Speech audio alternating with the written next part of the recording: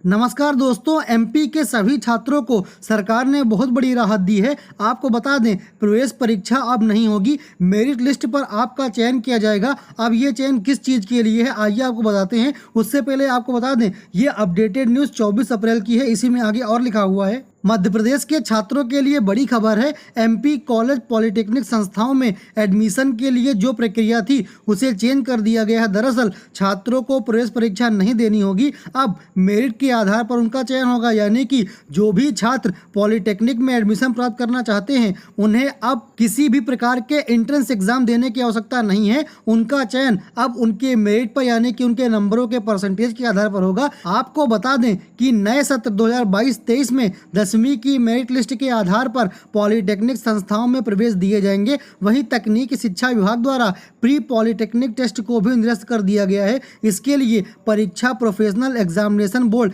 जिसे आप एमपीपेप भी कहते हैं, उसकी तरफ से ऐसा निर्णय लिया गया है। इसका मतलब ये है कि आपको अब प्री पॉलिटेक्निक टेस्ट नहीं देना, उसके साथ साथ 10वीं की मेरिट के आधार पर आपका चयन हो जाएगा पॉलिटेक्निक संस्था में। तकनीक शिक्षा विभाग के अधिकारियों का कहना है कि स्कूल के रिजल्ट आने के 2-3 दिन बाद प्री पॉलिटेक्निक टेस्ट तैयार किए जाते थे और उनका रिजल्ट बनता था, जिसके कारण कई सीटें रिक्त रह जाती थी। ऐसे में यह फैसला लिया गया है कि ज्ञात है प्रदेश में 137 निजी और शासकीय पॉलिटेक्निक संस्थान है, जिसमें 28,000 सीटें हैं। वहीं ऐसा अनुमान लगाया जा रहा है कि अप्रैल के अंत तक या मई के प्रथम सप्ताह में आपका परीक्षा परिणाम, बोर्ड परीक्षा का परिणाम जारी हो जाएगा, जिसके बाद पॉलिटेक्निक में एडमिशन शुरू हो जाएंगे। तो एमपीपेप द्वारा ये जो निर्णय लिया गया है बहुत ही बम्पर लिया गया है। इससे सभी सीटें भर जाएंगी और छात्रों को एडमिशन लेने में किसी प्रकार की दिक्कत का सामना नहीं करना पड़ेगा। ऐसे में कई छात्र 11वीं कक्षा में प्रवेश ले लेते थे और प्री पॉलिटेक्निक टेस्ट परीक्षा में काउंसलिंग प्रक्रिया में भाग नहीं ले पाते थे,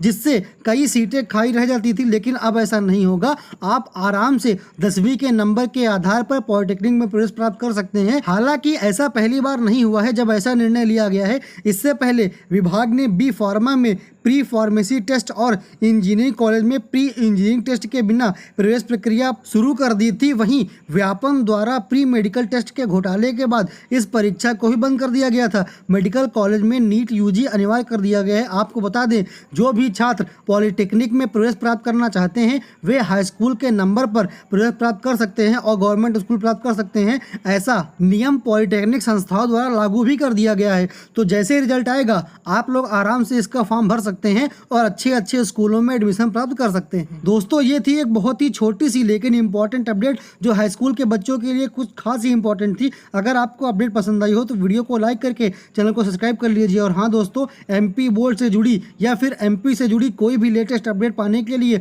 आप लोग बेल आइकन को भी प्रेस कर लीजिए।